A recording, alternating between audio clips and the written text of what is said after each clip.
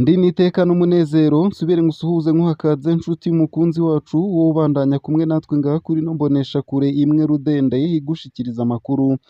ibiganiro kumwe n'inkuru bigezweho hama ikabigushikiriza vyose uko vyakabaye kamwe ku kandi mu buryo butosoye kandi butomoye atana kamwe kavuyemwo ndaguhaye kaze ndaguhaye mwiriwe neza cange mwaramutse bivanye naho udukurikira uherereye kuri uwu munsi wa kane igenekerezo rya kabiri z'ukwezi kwa gatanu 2024 ico utegerezwa gusa ni ukubandanya kumwe natwe ni ugufyonda sabone cange subscribe nawe utarafyonda ko hama ukabandanya urashikirwa n'amakuru ibiganiro ndetse n'inkuru tubandanya gushikiriza bivugwa irya nino mu gihugu cacu ciza ndetse no hakurya y'imbibe z'igihugu cacu mu makungu ya kure ano makuru rero harabafatiye ku ngingo nkuru zikurikira umugambwe Sahwanya Frodebu urihaniza CNDD-FDD ko kizira kikaziririzwa kwiyitiranya n'inzego z'igihugu nayo icibagiwe co ngo ni ukwiyitiranya n'igihugu nk'uko biboneka mu itangazo umugambwe Sahwanya Frodebu waraye usohoye bavuga ko banezerejwe n'ingendo y'umugambwe CNDD-FDD yo kwemera ko igihugu cugarijwe n'ibibazo bikomeye kandi bitegerezwa gutorerwa umuti vyihuta inyuma y'imyaka irenga 18 uri ku butegetsi ivyo bibazo navyo bizingamitse igihugu hakaba ari ikibazo c'amahoro n'umutekano ugukundisha igihugu abanyagihugu indero mu mashure kwishira no kwizana kw'abanyagihugu n'imigambwe umwidegemvyo ku banyagihugu mu gushikiriza ivyiyumviro vyabo atagukebaguzwa kugarukira itunga ry'igihugu rigeze aho umwansi ashaka n'ibindi umugambwe Sahwanya Frodebu kandi uranegura wivuye inyuma cane kubona umugambwe uri ku butegetsi CNDD-FDD ugenda gutunganya ikoraniro uvuga ko ugiye kwicarira ibibazo vyerekeye ubuzima bw'igihugu n'abarundi bose na nyangingo zigafatwa gihutihuti n'umurwi umwe udaserukira abarundi bose zidateguwe neza Sahwanya Frodebu ukanegura naho zafatiwe kubw'umugambwe Sahwanya Frodebu ukavuga ko wisunze kahise n'ingendo yamyiranga umugambwe uri ku butegetsi ngo ivyo birashobora gutuma izo ngingo zidatunganywa ngo zongere zije mu ngiro uko vyategerezwa Frodebu ikabona ko ingingo mwene izo zishobora kumera nk'iyindi migambi n'imigabo myinshi cane leta n'umugambwe CNDD-FDD bamaze imyaka bashikiriza abarundi yamara ngo abarundi ntibigere bamenya irengero ryayo si ivyo gusa Frodebu ikabona ko ubukene n'ibipfungu biri mu vyiyumviro n'ivyitwa inyishu zimwe muzo iryo koraniro ry'umugambwe CNDD-FDD ryashize ahabona mu gutorera inyishu ibibazo bimwe bihanze Uburundi ngo byerekana neza ko ingendo yakoreshejwe n'ibisubizo vyatanzwe bitajanye na gato n'uburemere bw'ibibazo bihanze igihugu n'abanyagihugu umugambwe Sahwanya Frodebu uributsa kandi ushimitse ko ibibazo nka vyose ikoraniro kaminuza rya CNDD-FDD ryaraye ryicariye rikongera rigafata ico ryise ingingo zo kubitorera umuti ngo bisanzwe ari ibibazo vyimonogoje mu myaka 18 umaze uri ku butegetsi muri Frodebu bafatiye ku vyavuzwe n'umuhinga Albert Einstein ko atawo kwizigira ko bagize uruhara mu gutera ingorane haribo bozitorera inyishu bakabona ko rero ko bikigoye kwemera ko abari mu mugambwe uri ku butegetsi bazoshobora gutorera umuti ibibazo bihanze Uburundi kuva uyo mugambwe uburamutswa ngo namwe arirya muri iyo myaka yose umugambwe uri ku butegetsi n'abawurongoye hamwe n'abakuru b'igihugu barongoye Uburundi kuva mu mwaka w'ibihumbi 2005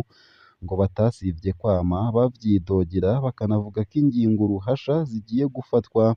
yamara ko gushika n'ubu abarundi barindira yamara amaso hagahera mu kirere muri Sahwanya Frodebu bakaba bagiriye ko bahanura bongera bihaniza umugambwe CNDD-FDD ko mu ntumbero ya demokarasi yishingiye ku migambwe myinshi kizira kikaziririzwa kwiyitiranya n'inzego z'igihugu nayo ngo icibagiwe co ni ukwiyitiranya n'igihugu ku bwa Frodebu ngo iyo ngendo itabereye abarundi bose ngo basanzwe bazi aho yashikanye Uburundi kuva bwikukira ngo kanatsinda ingendo nk'iyo ngo yama igendera mu makanda y'ingendo y'ubutegetsi n'intwaro bihagaze ku mugambwe umwe Frodebu rero igatangazwa no kubona CNDD-FDD yorangwa n'iyo ngendo kandi nayo ne yaragiye mu ishamba kugwana urugamba rwo guhabura demokarasi no gusubiza agateka abarundi bari bahejeje kwicirwa umukuru w'igihugu bitoreye. CNDD-FDD ngo ikwiye kumenya neza ko zaba ingingo canke igihugu hari ivy'abarundi bose hatawukumiriwe. Nayo ku bibazo bijanye n'ubuzima bw'igihugu n'abanyagihugu, amahoro n'umutekano, gukundisha igihugu, kwishira no kwizana kw'imigambwe n'abanyagihugu, ubutungane kuri bose, ukunywanisha no gusubiza hamwe abarundi, gusabikanya ivy'igihugu gitunze, kugarukira itunga ry'igihugu, amashure n'amagara y'abantu n'ubuzi, ngo niyaba umugambwe CNDD-FDD wemera ko hariho inzego zatowe kandi ziserukira abanyagihugu, ngo ingingo zose zerekeye ivyo bibazo vy'ubuzima bw'igihugu zitegerezwa gufatirwa muri izo nzego ku neza y'igihugu n'abanyagihugu bose, ata mwana n'ikinono, atanyagupfa, atanyagukira. Iyo ngo niyo demokarasi, ubwo ngo nibwo butungane kuri bose. Kubw'iyo mvo mu mugambwe Sahwanya Frodebu bakaba bamenyesha abarundi n'amakungu ko bihweje ivyavuye mu ikoraniro kaminuza ry'umugambwe uri ku butegetsi, bafata ivyaraye bishikirijwe n'umugambwe CNDD-FDD nk'ivyiyumviro canke nk'intererano vyega uyu mugambwe gusa, ngo vyoheza bigafatwa nk'uko n'iyindi migambwe canke indi mirwi n'amashirahamwe ari mu gihugu yama yabishikirije. Naho kuba umunyamabanga mukuru w'umugambwe CNDD-FDD yarayashikirije ko naho Uburundi bwogaruka mu ntwaro y'umugambwe umwe ata kibazo abibonamwo, umugambwe Sahwanya Frodebu ufatiye ku biri mw'ibwirizwa shingiro be n'ayandi mategeko Burundi bugenderako, buremeza ko Uburundi bukiri mu ntwaro ya demokarasi ishingiye ku migambwe myinshi gushika bihindutse. Sahwanya Frodebu ikaba inegura abiyumvira mbere n'abacisha mu vyiyumviro ko Uburundi bwosubira mu ntwaro y'umugambwe umwe. Ku bwabo aho intwaro y'umugambwe umwe yashikanye Uburundi n'abarundi ngo barahazi. Vyongeye kandi ngo n'umugambwe CNDD-FDD nimba atari ukuvyirengagiza ngo nuhayobewe, ngo nayo ahandi hoho ntiwari gufata ibigwanisho ngo ugwanire guhabuza demokarasi. Nayo mu gihe bimaze kugaragara ko umugambwe CNDD-FDD na leta ziwukomokako ko baterekwa iyubahirizwa n'ikoreshwa ry'amategeko na cane cane ibwirizwa shingiro, umugambwe Sahwanya Frodebu usaba inzego zose z'igihugu uhereye ku rwego rw'umukuru w'igihugu kwisunga no gukurikiza ibwirizwa shingiro be n'ayandi mategeko yose ngenderwako no kubandanya zihagarariye ineza y'Uburundi n'abanyagihugu muri vyose na hose. Ngo nayo ivyerekeye imigambi yose yerekeye ubuzima bw'igihugu n'abanyagihugu, CNDD-FDD ngo ikwiye kumenya neza ko itegurirwa mu nzego zatowe n'abanyagihugu, ngo hanyuma n'ingingo ziyerekeye zigaheza zigafatirwa muri izo nzego nyene biciye mu muco no kudakumirana. Mu gusozera iryo tangazo ryabo muri Sahwanya Frodebu basaba bashimitse leta y'u Burundi gufata ingingo zose zishoboka kugira ibibazo bihanze igihugu bitorerwe umuti. Kuri ivyo abo bose bahunze igihugu ngo nkenerwa ko batahuka mu mahoro n'umutekano mu cabibarutse, ngo bagaheza bagasubizwa mu babo no mu vyabo, ngo bagaheza bagafatanya kubaka igihugu n'abandi. Nayo abapfungiwe ivyiyumviro vyabo ngo bakwiye gupfungurwa, ngo kugira nabo nyene baze guterera umuganda.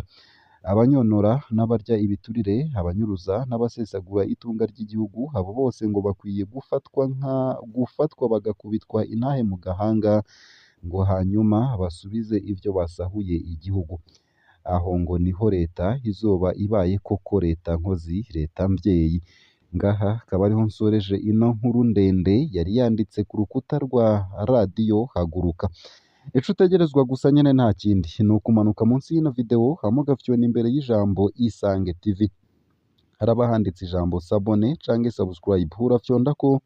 hama uba udushikirije intererano yawe yo kuja turakuronsa amakuru, ibiganiro ndetse n'inkuru tubandanya gushikiriza. Ntarasozera ano makuru ariko ntunyemerere nanagushikirize ino nkuru iri ku rukuta rwa SOS Media Burundi. Ni inkuru itari nziza, ni inkuru ibabaje, ni n'inkuru kandi iteye umubabaro n'agashavu. I Kakuma mw'ikambi ihaye indaro impunzi mu gihugu ca Kenya, impunzi zitanu harimwo umurundi umwe zaragandaguwe, zose zarashwe n'igipolisi mu bice bitandukanye, ni abanyasudani bane n'umurundi umwe, igipolisi kikaba gisigura ko cishe abahungabanya umutekano, ivyo biharuro ni ivy'indwi imwe, bikaba vyashizwe ahabona inyuma y'imyiyerekano yatunganijwe mu ndwi iheze muri site ya Karobeyeyi, igice co mw'ikambi ya Kakuma. Abanyasudani babiri bishwe mw'ijoro ry'uwa 25 Ndamukiza mu gisagara ca kabiri ca Karobeyeyi. Umunsi ukurikira, izindi mpunzi z'abanyasudani zaragandaguriwe kw'ibarabara rifatanya amasite ya Kakuma ndetse na Karobeyeyi. Umurundi nawe yarasiwe mu gice ca Kakuma ya mbere, mu gice citwa Hukongo kw'isohokero ry'uburiro bw'abanyekongo. Uko akaba ariko vyiganwa n'umwe mu ndongozi z'imiryango y'abarundi. Igipolisi kidahakana ivyabaye gisigura ko cakoze igikorwa caco ca misi yose mu ntumbero yo gutuza ubusuma n'ibikorwa vyo gutegura gutunganya kandi imyiyerekano muri iyo kambi. Mu ntumbero yo gutuza ubusuma n'ibikorwa vyo gutegura gutunganya kandi imyiyerekano muri iyo kambi, twaratoye ibipanga n'ibibugita birebire binyegeje mu mifuko y'amapantaro ndetse n'amabutura yari yambawe n'abo banyasudani bane. None ivyo bigwanisho vyari bigamije iki? Uko akaba ariko umukuru w'ikirindiro ca Kakuma yibaza mu gihe yariko agerageza gusukamwo amabisi no gutuza ibikorwa vyose bijanye n'imyiyerekano n'ubusuma. Abarongoye abandi bakaba babona ko bitumvikana ko impunzi ziraswa, bagasaba ko haba amatohoza yigenga.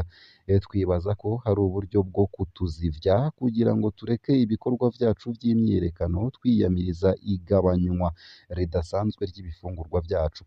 ariko ntituzigera dutezura. Uko akaba ariko bamenyesha. Twokwibutsa ko kuwa 22 Ndamukiza impunzi z'i Karobeyeyi, ni ukuvuga mw'ikambi ya Kakuma nyene, zerekanye akababaro kazo bivuye kw'ihagarikwa ry'imfashanyo yazo y'amafaranga n'igabanurwa ry'ibifungurwa ku bice 40%. Igipolisi camenyesheje ko mu gihe c'iyo myiyerekano abari muri yo basahuye amabutike n'amakiyosike, banasambura ububiko bw'ibifungurwa vya pamu,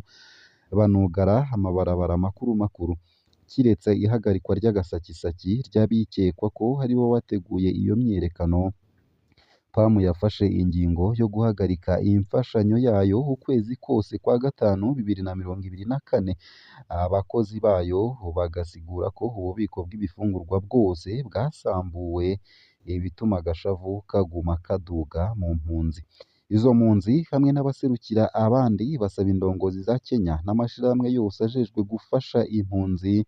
gushira imbere ibiganiro mu ntumbero yo gutorera umuti ico kibazo, bitabaye uko bakavuga ko bazofatwa ko bananiwe no gukingira impunzi. Kakuma womenya ko ari imwe mu makambi manini yo mu buraruko bushira uburengero bwa Kenya, hamwe na Karobeyeyi iharurwamwo impunzi zirenga ibihumbi 25 z'abarundi. Ngaha hakaba ariho nsoreje ano makuru nari naguteguriye, ariko avugwa irya nino mu gihugu c'u Burundi no hakurya y'imbibe z'igihugu c'u Burundi mu makungu ya kure. Ico utegerezwa gusa ni ukumanuka munsi y'ino video hama ugafyona imbere y'ijambo Isange TV, haraba handitse ijambo sabone canke subscribe, urafyondako hama uba udushikirije intererano yawe yo kuja turakuronsa amakuru, ibiganiro ndetse n'inkuru tubandanya gushikiriza. Ndakwipfurije kubandanya uraroranirwa ndetse no kugira ibihe vyiza n'umunsi mwiza.